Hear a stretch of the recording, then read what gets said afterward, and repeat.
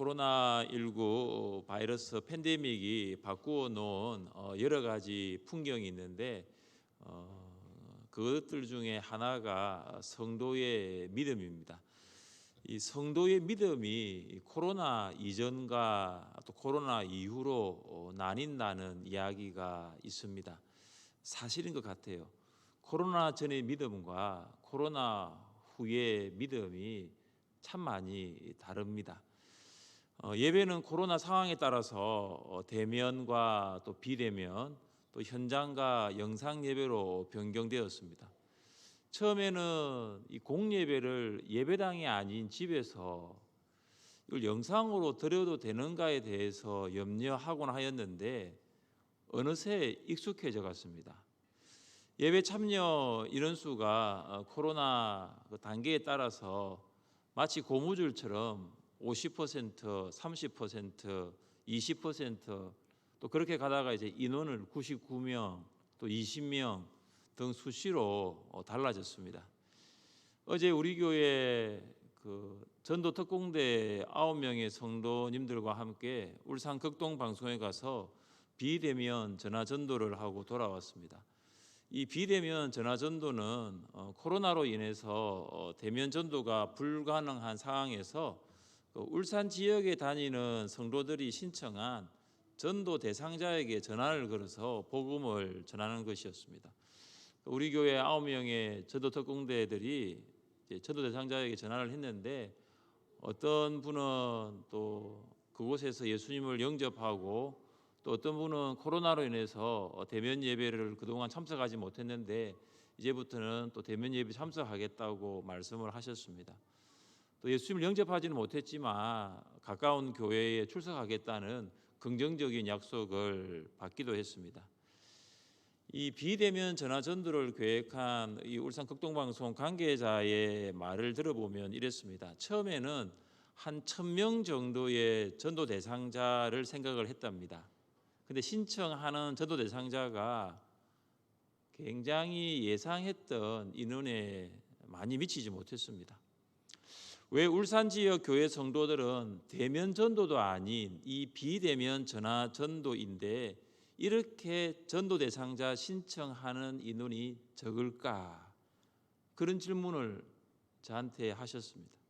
제가 대답을 했는데 그 대답의 요지가 이것입니다. 믿음의 황폐입니다. 1년 9개월 동안 지속된 코로나로 인해서 성도들의 믿음이 매우 심각하게 황폐되었다라는 것입니다. 믿음이 약해졌다, 믿음이 식어졌다, 믿음이 떨어졌다 정도가 아니라 믿음이 황폐하였습니다. 황폐는 거칠어지다, 황폐는 메말라가다라는 말 아닙니까? 그러니까 성도들의 믿음이 어떻습니까? 거칠어지고 성도들의 믿음이 메말라가는 것입니다.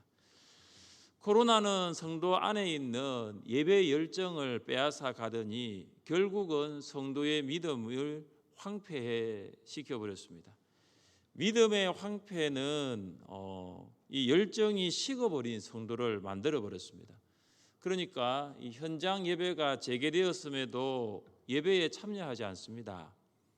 예배를 드리지 않으니 말씀과 기도 생활이 되지 않습니다. 말씀과 기도가 없으니 전도는 엄두조차 낼 수가 없는 것입니다. 그래서 성도들의 믿음이 코로나 시대에 약해졌다, 식어졌다, 아니면 믿음이 어떻게 보면 떨어졌다 정도가 아니라 정말로 황폐하였습니다. 사랑하는 성도 여러분, 여러분의 믿음은 어떻습니까? 물론 수요 성령 기도회에 나올 정도면 믿음은 황폐된 정도는 아닐 것입니다. 그러나 한번 돌아보십시오. 내가 코로나 이전의 나의 믿음과 코로나 이후, 아마 이제는 위드 코로나라는 단어를 쓰니까 이 코로나와 함께 살아가는 지금의 나의 믿음이 어떤지를 한번 돌아볼 수 있기를 바랍니다. 우리의 믿음이 어떤지를 오늘 백부장의 믿음을 통해서 한번 조명해보고, 만약 우리의 믿음이 혹 황폐한 믿음이 있다면 다시 그 믿음을 회복할 수 있기를 주님의 이름으로 축복합니다. 백부장의 하인이 중풍병에 걸렸습니다. 백부장 자신이 중풍병에 걸린 것이 아니라 백부장의 하인이 중풍병에 걸린 것입니다. 하인입니다. 신분상으로 무시해도 될 위치에 있는 사람입니다. 계급으로 보아도 신분으로 보아도 아래에 있는 사람입니다. 역사가 요스푸스는 당시 로마 군인들이 전투에 나갈 때 많은 하인들을 거느리고 참전했다고 기록합니다. 그래서 혹시 이 중풍병에 걸린 하인도 백부장이 전투에 나갈 때 함께 전투에 참여했던 하인일 수가 있습니다. 그 하인은 백부장과 동고동락을 함께 하였습니다. 그러니까 이 백부장과 이 하인은 매우 특별한, 아주 각별한 관계가 있다고 볼 수 있습니다. 백부장은 중풍병으로 누워있는 하인을 볼 때마다 매우 안타까웠습니다. 그가 할 수 있는 일이 거의 없었기 때문입니다. 하인의 병세가 점점 더 위중합니다. 전혀 거동할 수가 없습니다. 손과 발을 움직일 수가 없습니다. 의사소통하는 것조차 이제는 어려운 것 같습니다. 백부장과 하인이 각별한 사이는 분명하지만 백부장이 하인을 위해서 할 수 있는 일은 거의 없어 보입니다. 어느 날 백부장은 예수님께서 가버나움에 오셨다는 소문을 듣습니다. 그리고 그는 예수님께 나아가 이렇게 간구합니다. 주여, 내 하인이 중풍병으로 집에 누워 몹시 괴로워하나이다. 이 간구는 매우 특별합니다. 왜냐하면 예수님께 간구한 사람이 유대인이 아니라 이방인이기 때문입니다. 백부장이 예수님께 나와 간구했다라는 것은 쉬운 일이 아닙니다. 백부장은 100명이 넘는 군인들을 통솔하는 로마 군대의 장교로 이방인입니다. 그러나 예수님은 유대인입니다. 이 유대인과 이방인 사이에는 여러 가지 장벽들이 있는데 그중에 민족적 장벽, 사회적 장벽, 정치적으로 높은 장벽들이 있습니다. 유대인은 로마 군인인 이방인을 정오하였고 부정한 자로 여겼을 것입니다. 그리고 이방인은 또 지배 계급으로 유대인을 무시하고 함부로 대했을 것입니다. 그런데 지금 백부장은 이 유대인과 이방인 사이에 있는 장벽, 민족적 장벽, 그리고 사회적, 정치적 이 장벽을 뛰어넘습니다. 왜 그럴까요? 왜 이 장벽을 뛰어넘을 수 있었을까요? 그것은 백부장이 하인을 사랑하였기 때문입니다. 하인의 중풍병이 백부장의 아픔이 되고 이 하인의 괴로움이 이 백부장의 슬픔이 된 것입니다. 그러니까 백부장이 하인을 사랑한 것입니다. 하인을 향한 백부장의 사랑은 넘을 수 없는 장벽을 넘게 하였고 예수님께 나아오도록 만들었습니다. 믿음은 사랑으로 나타나는 것입니다. 그러니까 사랑으로 나타나지 않는 믿음은 사실 믿음이라고 볼 수가 없습니다. 믿음이 있다라는 것은 사랑이 있다라는 증거입니다. 여러분은 무엇을 가지고 여러분의 믿음을 나타내 보일 수 있습니까? 여러분은 믿음이 있는데 여러분의 그 믿음을 무엇으로 증명해 보일 수 있습니까? 나는 믿음이 있습니다. 이렇게 말씀하시겠습니까? 성경은 이렇게 말하고 있습니다. 사랑으로 믿음을 나타낼 수 있다고 말씀하고 있습니다. 우리 같이 한번 말씀을 읽어보겠습니다.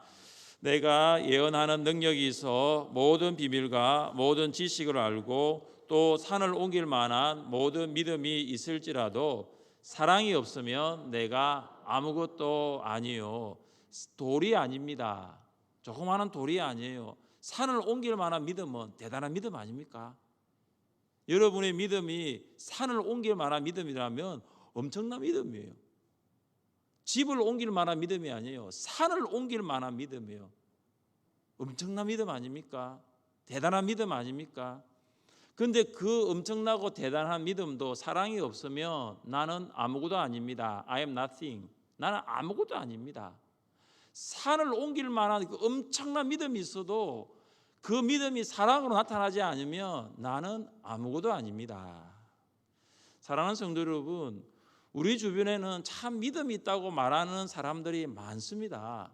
그런데 사랑이 있다라고 말하는 사람은 많이 없는 것 같아요.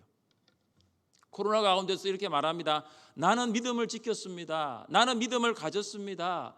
나는 예배를 드렸습니다. 나는 믿음이 있습니다. 이렇게 말하는 사람은 있으나 나는 사랑을 실천했습니다. 나는 사랑을 베풀었습니다. 나는 사랑을 나타내 보였습니다. 라고 말하는 사람은 많지 않습니다. 믿음은 사랑으로 역사합니다.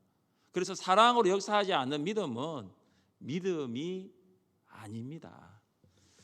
여러분의 믿음은 백부장과 같이 사랑으로 역사하는 믿음입니까? 혹 여러분이 오늘 저녁에 기도회를 마치고 집으로 가는데 여러분이 가는 길에 노숙자를 만났습니다. 그래서 좀 도와달라고 이야기를 합니다. 근데 만약에 여러분이 그 노숙자를 지나친다면 여러분의 믿음은 과연 믿음일까요? 사랑으로 역사하는 믿음이 믿음입니다. 목장 식구의 어려운 이야기를 들었습니다. 어려운 이야기를 들었지만 그것을 그냥 듣고 넘어간다면 여러분의 믿음은 과연 믿음일까요? 어려운 이야기를 다 들었는데 그 모건이 힘들어하는 걸 다 알고 있는데 그냥 그것을 지나친다며 그냥 그것을 넘어간다며 과연 그것이 그 믿음이 살아있는 믿음, 큰 믿음일까요? 백부장은 가족도 아닌 하인의 중풍병으로 당시 넘을 수 없는 장벽을 넘고 예수님께로 갑니다. 예수님께서는 하인의 고통과 괴로움을 자신의 고통과 괴로움으로 알고 간구하는 백부장에게 무엇을 말씀하십니까? 내가 가서 고쳐주리라. 백부장은 예수님의 이렇게 빠르고 신속한 응답에 매우 놀랐을 것입니다. 예수님께서는 내가 직접 가서 고쳐주겠으니 백부장은 예수님과 함께 집으로 가면 되는 건 아닐까요? 그런데 백부장의 대답이 다릅니다. 우리 8절 말씀을 함께 읽어보겠습니다.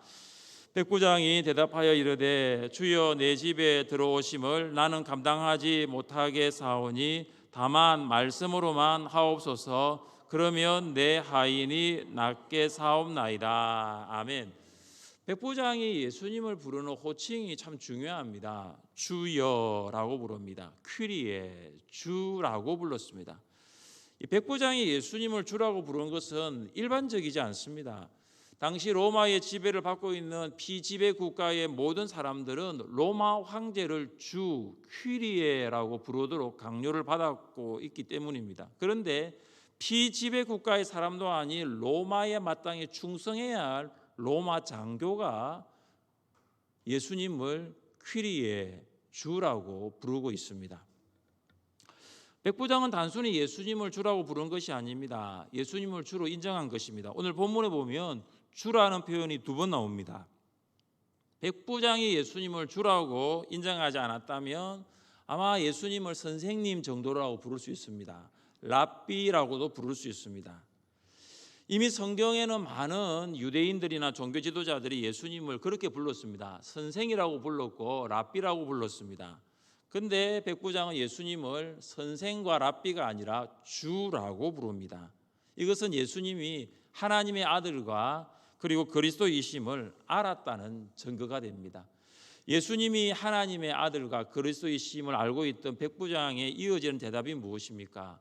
주여 내 집에 들어오심을 나는 감당하지 못하겠사오니. 여기 감당하지 못하다라는 말이 참 중요합니다. 이것은 합당한 자격과 능력이 없다라는 것입니다. 백부장은 예수님을 집으로 모실 합당한 자격과 능력이 없음을 고백합니다.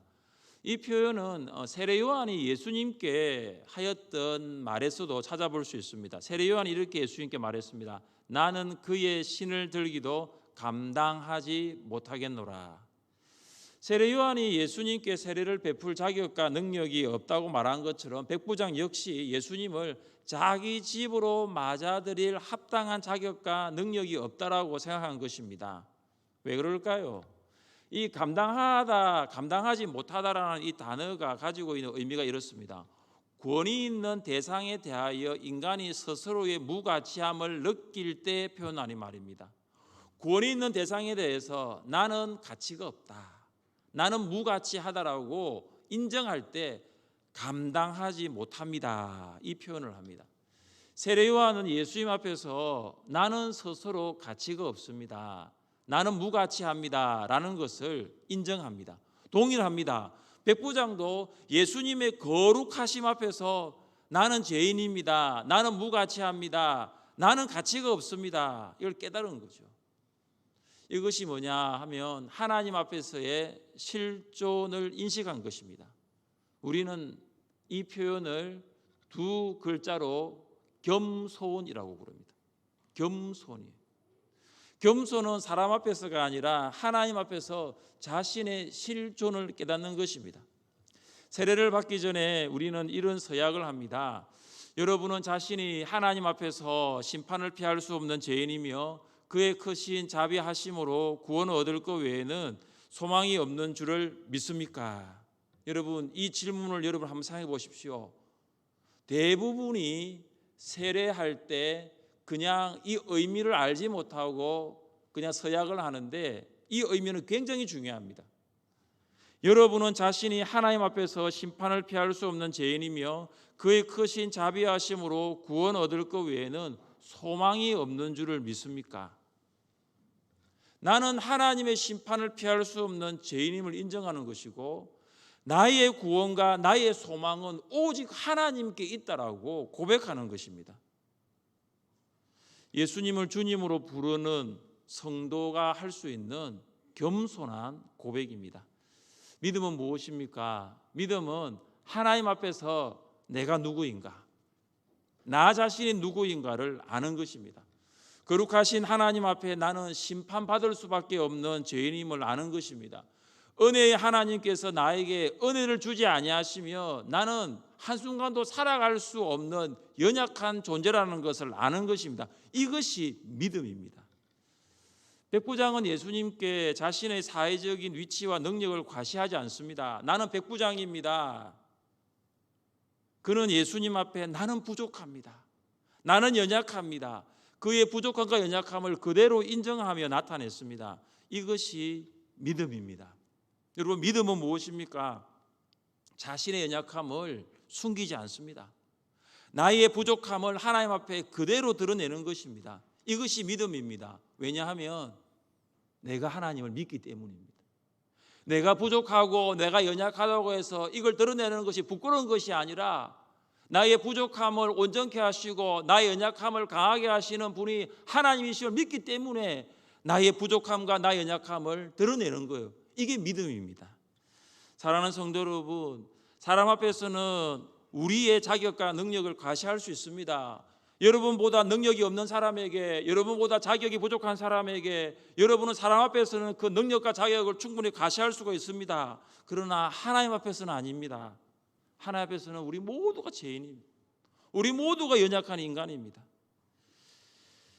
백부장은 예수님이 집에 오시지 않아도 말씀만으로도 하인이 나을 수 있다라고 믿습니다. 그는 이렇게 말합니다.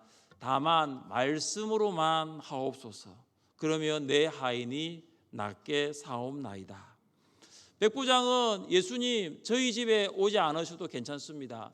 예수님 지금 바로 여기에서, 지금 바로 이곳에서 예수님 말씀만 하시면 지금 중풍병으로 죽어가고 있는 내 하인이, 내 사랑하는 그 하인이 주님 이곳에서 말씀만 하시면 그 하인이 낫습니다. 이런 믿음이 있었습니다. 백부장은 예수님의 말씀이 얼마나 권위가 있다는 것을 그는 믿었습니다. 믿음은 무엇입니까? 믿음은 말씀에 대한 권위를 신뢰하는 것입니다. 백부장은 누구보다도 로마 장교였기 때문에 이 말의 권위가 어떤 것인가를 잘 알고 있습니다. 로마 황제가 그에게 명령했을 것입니다. 너는 가버나움에 가서 군대를 거느리러 가서 그것이 주둔하라. 이 황제의 말입니다. 그러면 그는 그 명령을, 그 말을 듣고 가버나움으로 온 것입니다. 그리고 그도 부하들에게 명령합니다. 100명의 부하를 모아놓고 명령합니다. 너희는 이곳에서 군인으로서 해야 할 일을 반드시 하여라. 그러니까 이 로마 장교, 이 백부장은 이 말은 어떠한 의미가 있는가 잘 알고 있는 사람이에요. 말에는 권위가 있다는 것을 그는 알았습니다. 명령을 하다라는 사람과 명령을 복종하는 사람을 연결하는 것은 말의 권위입니다. 예수님은 백부장의 믿음의 고백을 들으시고 매우 놀라하시면서 이렇게 말씀하십니다. 우리 10절 말씀을 함께 읽겠습니다. 예수께서 들으시고 놀랍게 여겨 따르는 자들에게 이르시되 내가 진실로 너희에게 이르노니 이스라엘 중 아무에게서도 이만한 믿음을 보지 못하였노라. 아멘. 예수님이 깜짝 놀라셨어요. 놀랍게 여겨 깜짝 놀랐습니다. 왜 예수님이 깜짝 놀랐을까요? 여러분, 백부장은 예수님의 오심이 예언된 구약 성경을 알지 못합니다. 그는 랍비로부터 구약 성경을 배운 적이 없었을 것입니다. 그런데 성경을 알지 못했던 이 백부장이 말씀의 권위를 지금 인정하고 있는 거예요. 예수님이 백부장의 고백을 듣고 깜짝 놀랐습니다. 왜 그럴까요? 당시 구약 성경을 잘 알고 있었고 가르치고 있던 종교 지도자들, 유대의 종교 지도자들도 예수님이 하시는 말씀의 권위는 믿지 않았습니다. 예수님께서 고향 나사렛 회당에서 말씀을 전할 때에 사람들은 예수님의 말씀을 듣고 놀라기는 하였습니다. 이 사람이 어디서 이런 것을 얻었느냐? 이 사람이 받은 지혜와 그 손으로 이루어지는 이런 권능이 어찌 됨이냐? 가르침에 대해서 놀라기는 하였는데 그들은 이렇게 말합니다. 이 사람이 마리아의 아들 목수가 아니냐? 야고보와 요셉과 유다와 시몬의 형제가 아니냐? 그 누이들이 우리와 함께 여기 있지 아니하냐? 예수님의 가르침에 대해서 놀랐지만 그들은 예수님을 믿지는 않았습니다. 예수님이 하시는 말씀에 대해서 듣기는 들었지만 그들은 예수님을 하나님의 아들과 그리스도로 인정하지 않았습니다. 그런데 오늘 백부장은 어떻습니까? 예수님이 하시는 그 말씀을 믿었을 뿐만 아니라 예수님을 인정하기 이릅니다. 예수님께 제자들에게 이렇게 말씀하십니다. 이스라엘 중 이만한 믿음을 보지 못하였다라고 말씀하고 있습니다. 여기에 보시면 이만한 믿음이라고 나와 있는데 이게 영어 성경에 보면 such great faith예요. 그러니까 여기 보면 great 큰 믿음이라는 단어가 들어가요. 예수님께서 이만한 믿음이라고 말하는 것은 백부장의 큰 믿음을 말하고 있습니다. 백부장의 믿음은 예수님께서도 큰 믿음이라고 말씀하신 거예요. 믿음은 말씀의 권위를 인정하는 데서 출발하는데 그 말씀의 권위를 인정하는 믿음이 큰 믿음이에요. 신앙생활을 하면서 딜레마 중에 하나가 뭐냐 하면 성도의 믿음이에요. 저도 참 이게 딜레마더라고요. 성도가 믿음이 있느냐 없느냐의 유무를 어떻게 알 수 있는가? 코로나 이전에는 성도의 믿음을 잘 알 수 없었다라고 합니다. 알아도 사실 아닌 것이 아니었습니다. 사실 그러나 코로나를 겪으면서 성도들의 믿음을 잘 알 수 있게 되었습니다. 믿음이 있는 성도는 말씀의 권위를 인정합니다. 말씀을 가지고 생각과 행동을 결정하고 판단하는 최고의 기준으로 삼는 것입니다. 여러분, 성도가 아닌 것을 아니라고 말할 수 있는 것은 사람의 말이 있지 않습니다. 성도가 이것은 아닙니다라고 말할 수 있는 것은 말씀의 권위에 있습니다. 종교개혁의 3대 모토가 무엇인 줄 아십니까? 이 종교개혁의 3대 모토가 뭐냐면 오직 성경, 오직 은혜, 오직 믿음이에요. 순서상으로 성경 다음에 은혜와 믿음이 나옵니다. 저는 이걸 보면서 은혜와 믿음은 바로 성경에서 나온다라고 봅니다.